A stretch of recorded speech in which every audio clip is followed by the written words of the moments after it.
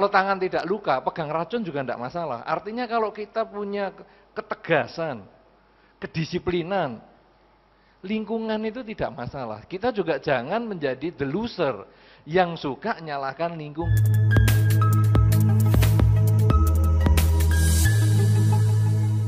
Bagaimana ya kita tinggal di lingkungan yang tidak cocok?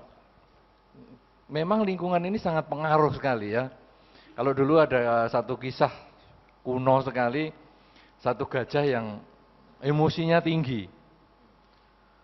Kenapa ya gajah ini suka marah-marah?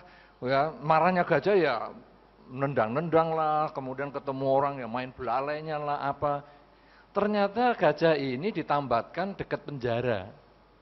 Jadi dia dengar ngobrolnya orang-orang penjahat-penjahat yang di dalam penjara itu yang mungkin auranya itu aura yang buruk. Jadi gajah ini juga merasa tidak nyaman terus, dia emosinya tinggi.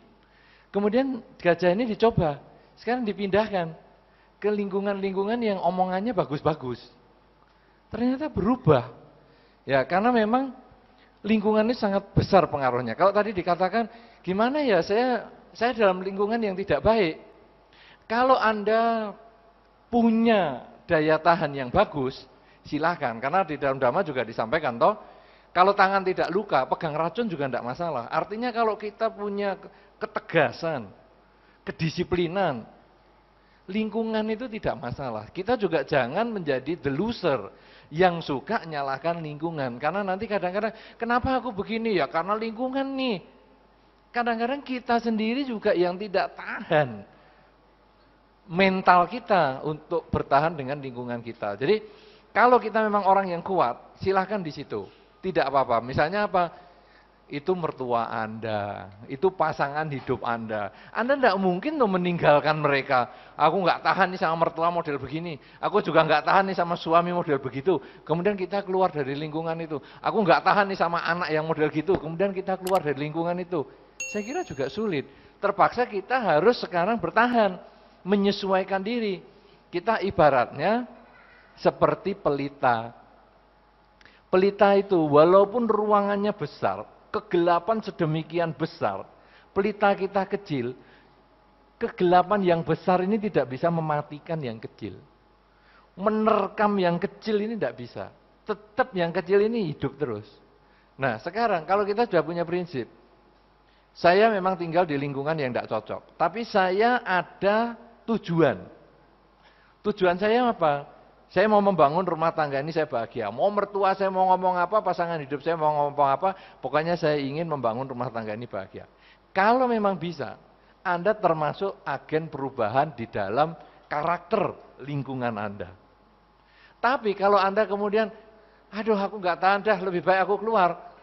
Kalau memang sudah sampai akhirnya seperti itu dan Anda sudah paksakan diri juga tidak bisa, ya gimana lagi? Karena setiap orang memang punya kemampuannya sendiri. Cuman kalau saya menyarankan, ketika Anda masih ada kesulitan dengan lingkungan, Anda berusaha bertahan dulu. Bahkan kalau perlu Anda mencari, siapa ini penyebab kepalanya ini, pentolannya lingkungan yang ya apa ya, yang mempengaruhi provokatornya ini siapa? Kan bisa ya. Apakah itu, misalnya itu kalau dalam keluarga, kenapa saya tinggal dalam keluarga seperti ini? Apa mungkin nenek ini yang bermasalah? Apa pasangan hidup saya yang bermasalah? Atau teman dari orang tua saya yang bermasalah? Atau siapa? Kita cari provokatornya. Kemudian kalau sudah ketemu provokatornya, mampu nggak kita ngomong sama dia? Tapi kalau kita nggak mampu, coba cari orang lain. Provokator itu biasanya juga ada orang yang didengar. Jadi di dalam masyarakat sebetulnya ada orang yang berharga untuk kita dengar. Bahkan kalau menurut penyelidikan, ada 8 orang yang berharga, yang kita dengar nasihatnya, kita segani perilakunya, itu kira-kira ada 8 orang. Seperti kita sendiri misalnya, saat ini kita sendiri.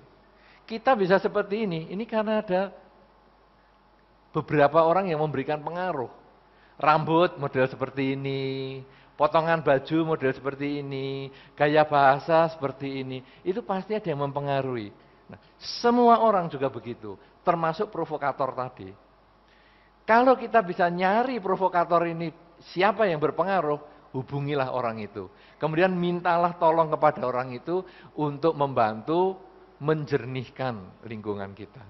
Tapi kalau nggak ketemu, akhirnya ya kita, ya jalan terakhir, kita keluar dari lingkungan itu. Karena bagaimanapun juga, kalau sekarang daging busuk, dibungkus daun, daunnya ikut busuk.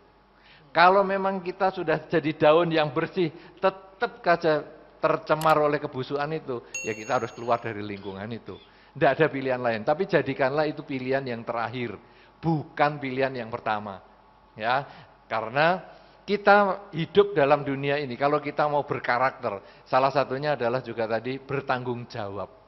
Saya memutuskan untuk tinggal di satu lingkungan itu, juga karena saya ada tanggung jawabnya. Ya, jadi tahan dulu, nggak bisa ya sudah, cari tempat lain. Karena bisa bertahan dan bisa berpikir. Kalau sudah tidak tahan, carilah tempat lain.